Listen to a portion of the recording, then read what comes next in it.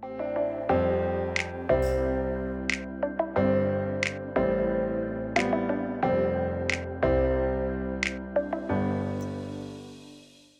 back to the vlog. So today we have a little chill round here at TPC's East Course. If you're wondering why I have been playing so much at TPC, right now with the lockdown we are very fortunate to still be able to play golf, but we are not allowed to travel very far, not even across districts. So I am staying at TPC at the moment and not going to many golf courses to reduce exposure. So I hope you guys enjoy this vlog. I will still try to make them as exciting as possible with new content every week. So please stay tuned and let's get started.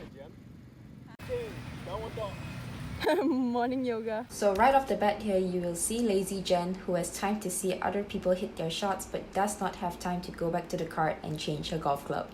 So I only had about 82 yards here, and the only clubs that I brought were 48 and pitching wedge, which is about 2 clubs more than I actually need.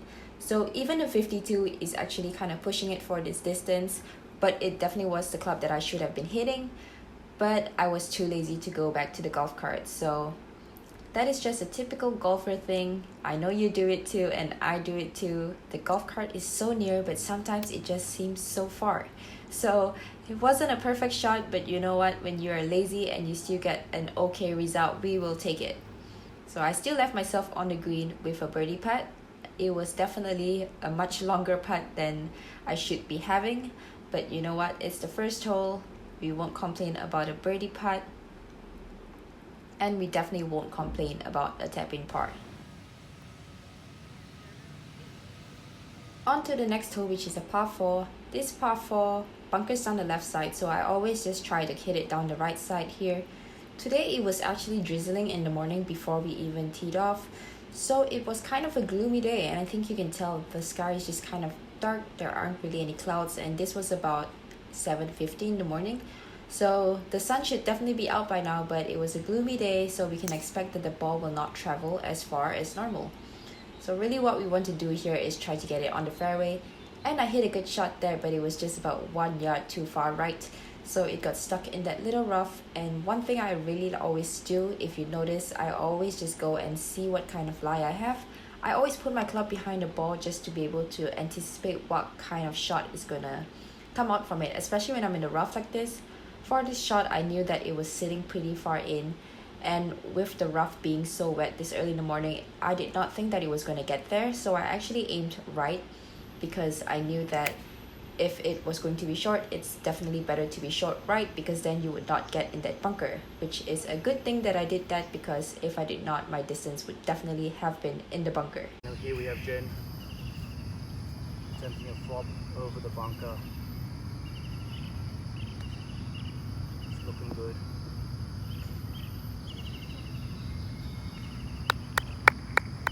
Great shots. After that chip, I left myself with about this 6-footer for par. So definitely not an easy one, but one that I was definitely trying to make, as you should try to make every single one of your putts.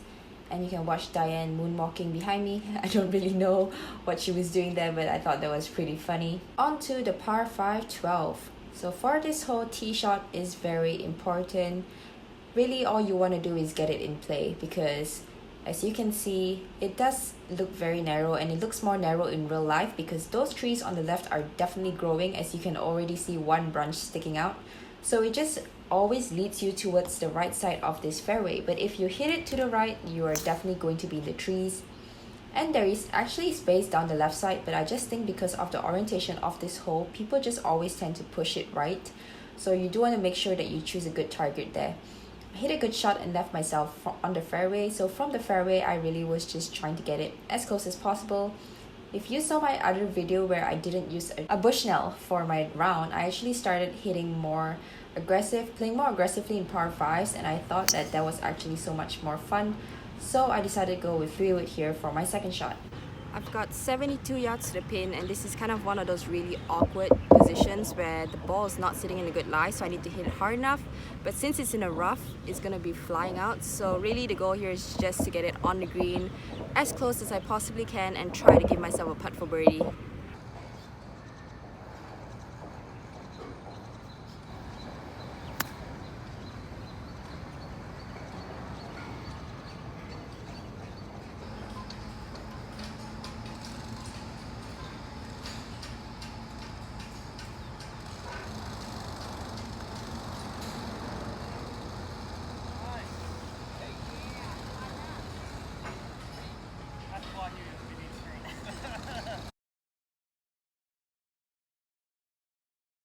So we're on to hole 13, which is a tricky tee shot hole. For me today, I'm actually just going for hybrid. Whenever this tee box isn't pulled too far behind, I definitely just like to go with my hybrid because that's a shot that I know that I can get it out there.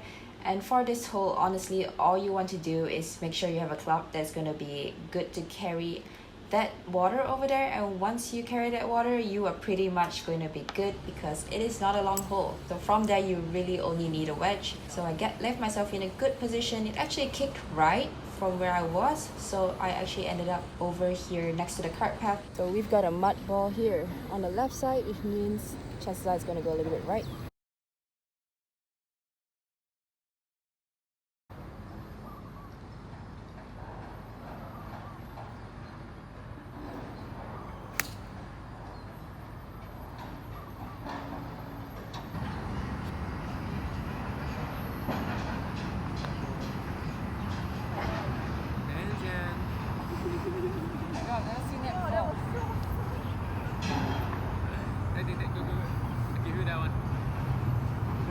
I didn't even like miss it. I actually putted it. Oh my goodness. So at this point, you might be thinking, Jen, what was that caption that you put at the beginning of your video? Why did you say, do you wonder why sometimes we play this game? So you're thinking, you're playing fine. You're on the 4th hole, you're 1 under par. What are you even talking about? You're hitting it pretty solid. Game's going pretty good. Why would you wonder why you're playing a game such as golf? So I think this hole will kind of explain it to you.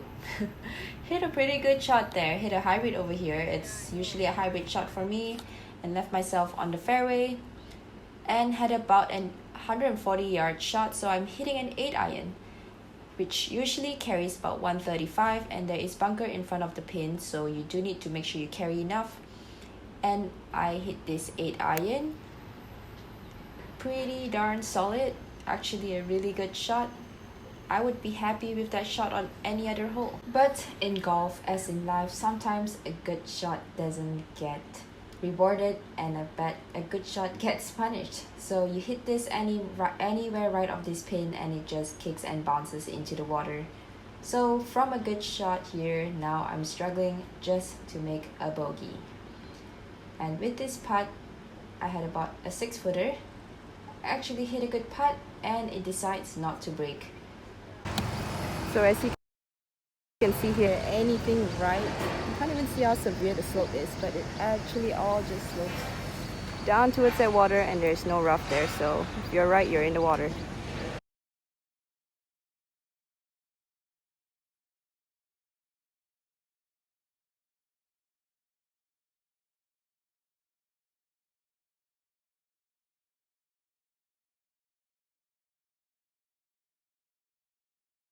You just gotta move on and play the next hole. And I'm not trying to be dramatic here. I know a double bogey isn't the end of the world and I still got so many holes to play. But I think it's quite funny if you think about it. And you know, it's just an amazing game. We all play it. We all sometimes get tortured by it, but we still love it nonetheless because it is just such an amazing game. Like, look at this view that we have right here. What other sport allows you to have this kind of view? So, you know, sometimes you get rewarded and sometimes you get punished, but that is just golf. And it's quite funny. It's like, for this vlog, I'm only showing you 9 holes. And in 9 holes, you can see like, just one hole can make such a big difference in your scoring. So as I said in another vlog, scoring isn't really everything. When you're hitting it good, sometimes you just gotta take the fact that you're hitting it good. You could be hitting it good and still shoot over par. That is just part of golf. So sometimes you just gotta take what life hands you and you gotta take what the day itself hands you because every single day on the golf course is different. So we've got a tap in par there on this signature par 3. Let's move on to hole 16, which is a par 5. So today the tee box was a little bit pushed forward, so I'm actually aiming way more towards the right side of this fairway than I normally do because there is a water hazard down the right side. But I knew that I was driving it pretty well, pretty consistently having a little baby draw, so I knew that if I aimed it right, I would be able to draw it back and anything, as long as I hit a draw, I would be safe and on the fairway. So I hit a good shot there, left myself in a good position. For my second shot, I had about 240 to the pin, so I was thinking you know what, I can hit it through it.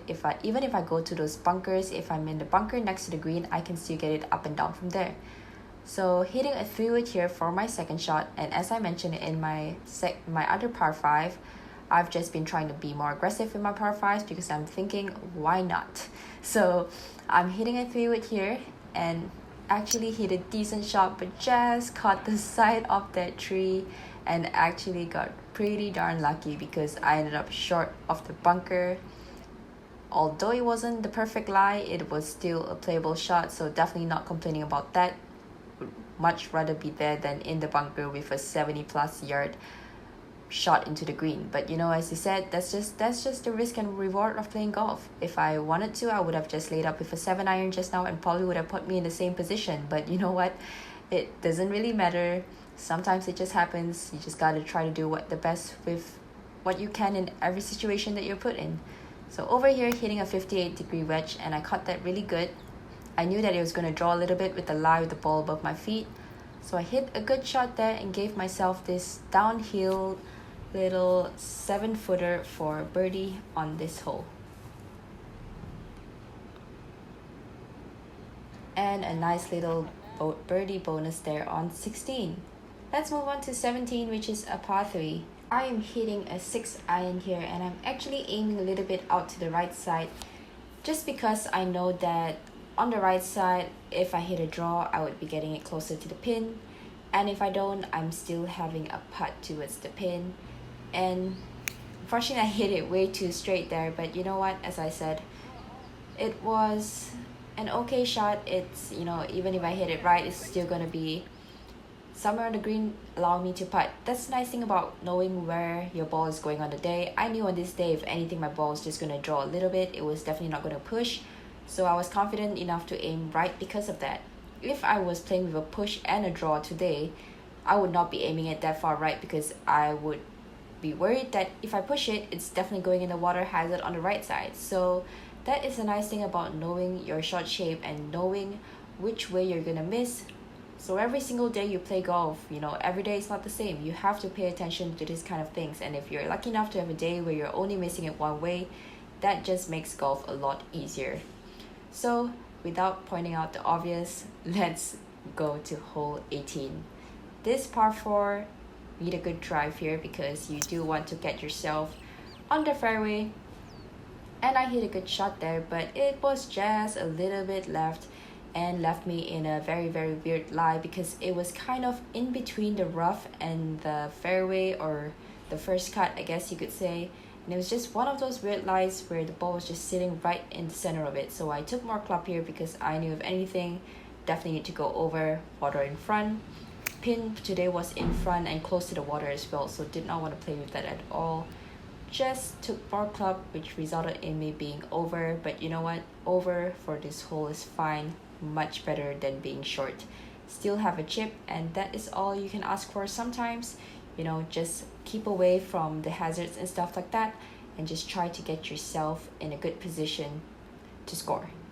So as you can see, I literally have made 6 pars, 2 birdies, and 1 bogey. Well, sorry, I've made 5 pars, 2 birdies, and 1 bogey at this point, but I will make a par here too, just a spoiler. But as I was saying, you know, that is just golf. It's so crazy to think about, just that one hole can change your entire score. And if you think about it, that is why we really need to stay focused on all 18 holes. And how do you stay focused for that long? You really need to prioritize your focus and only focus when you're about to hit your shot. You don't have to be focused throughout the entire 18 holes. And in the next upcoming vlog, I'm going to have a little vlog about how to play well for all 18 holes. So if this is something that you struggle with, stay tuned for the next vlog. And in the meantime, have some great golfing days, and I'll see you guys next time in the next vlog. Thanks for watching, guys.